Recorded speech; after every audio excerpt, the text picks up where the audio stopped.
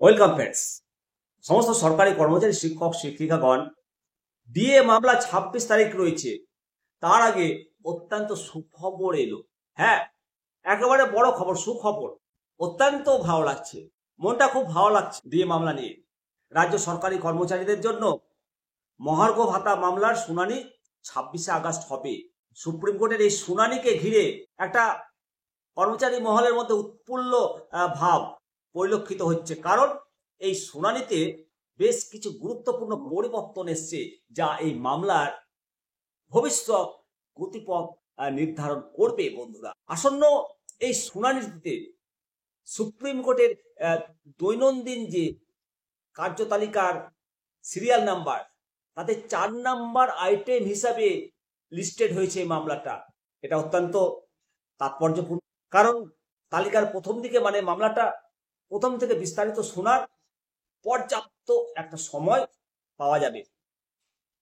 এর থেকেই তো অনুমান করা যায় যে আদালত এই মামলাটাকে যথেষ্ট গুরুত্ব দিচ্ছে এবং দীর্ঘায়িত শুনানির জন্য আদালত প্রস্তুত। রাজ্য সরকারি কর্মচারীরা দীর্ঘদিন ধরে তাদের ডিএ আদায়ের জন্য লড়াই করছে। সেই লড়াইয়ে একটা গুরুত্বপূর্ণ মোড়ের দিকে যাচ্ছে এবং মাননীয় আদালত এই লড়াইটাকে ভালো করে শুনবে, কর্মচারীদের অধিকার। আর সবচেয়ে এই মামলার গুরুত্বপূর্ণ উল্লেখযোগ্য দিক হলো মাননীয় বিচারপতি সন্দীপ মেহতা এই বেঞ্চে ফিরে আসছেন। এর আগে মাননীয় বিচারপতি সঞ্জয় কারোল এবং মাননীয় বিচারপতি সন্দীপ মেহতার ডিভিশন বেঞ্চেই কর্মচারীদের পক্ষে রায় দেওয়া হয়েছিল 50, তখন বলল ব্যাকবোন ভেঙে যাবে, 25% দিয়ে মিটিয়ে দেওয়ার নির্দেশ দিয়েছিল মাননীয় বিচারপতি সঞ্জয় কারোল এবং সন্দীপ মেহতার ডিভিশন বেঞ্চ। 26শে আগস্টের শুনানিতেও তিনি আসছেন এই মামলা শুনবে। যে দুই বিচারপতি বেঞ্চে মামলাটা হবে, এই দুই বিচারপতি কর্মচারীদের মুখে হাসি ফুটিয়েছিল। তাই পুনরায় একসাথে এই মামলা শোনাটা নিঃসন্দেহে কর্মচারীদের পক্ষে একটা পজিটিভ দিক। একটা ঐতিহাসিক বেঞ্চে এই মামলাটা শুনানি হচ্ছে।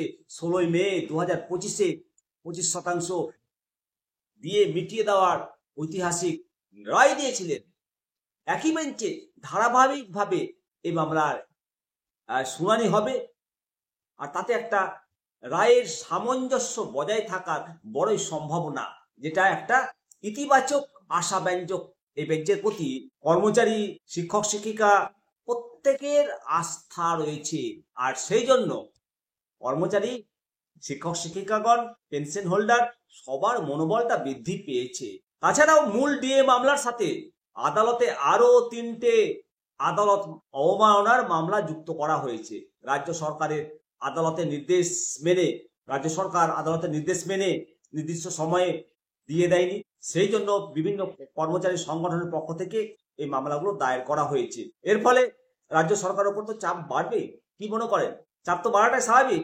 আদালত অবমাননার বিষয়ে আদালত যদি কঠোর মনোভাব দেখায়, তবে রাজ্য সরকার দ্রুত পাওনাগন্ডা মেটাতে বাধ্য হবে। তাই 26শে আগস্টের এই শুনানি রাজ্য সরকারি কর্মচারীদের পক্ষে অত্যন্ত গুরুত্বপূর্ণ। মাননীয় বিচারপতি সন্দীপ মেহতার প্রত্যাবর্তন এবং আদালত অবমাননার মামলাগুলো সংযুক্তি এই মামলার গুরুত্বকে আরো বহুগুণ বাড়িয়ে দিয়েছে। মাননীয় সুপ্রিম কোর্ট সমস্ত কর্মচারীর দীর্ঘদিনের যে ন্যায্য দাবি, সেই ন্যায্য দাবিকে মান্যতা দেবেন এবং রাজ্য সরকারকে একটা নির্দিষ্ট সময়সীমার মধ্যে সম্পূর্ণ মহার্ঘ ভাতা মিটিয়ে দেওয়ার জন্য একটা সুস্পষ্ট নির্দেশিকা দেবে, এটাই আশা করি। সবার চোখ মাননীয় সুপ্রিম কোর্টের দিকে। 26শে আগস্ট মঙ্গলবার চূড়ান্ত রায় দেখার জন্য সবাই রেডি থাকবেন। আমিও আপনাদেরকে সঠিক সময়ে আপডেট তুলে ধরবো, সেই জন্য চ্যানেলটিকে অবশ্যই সাবস্ক্রাইব করবেন। জয় হিন্দ, জয় ভারত।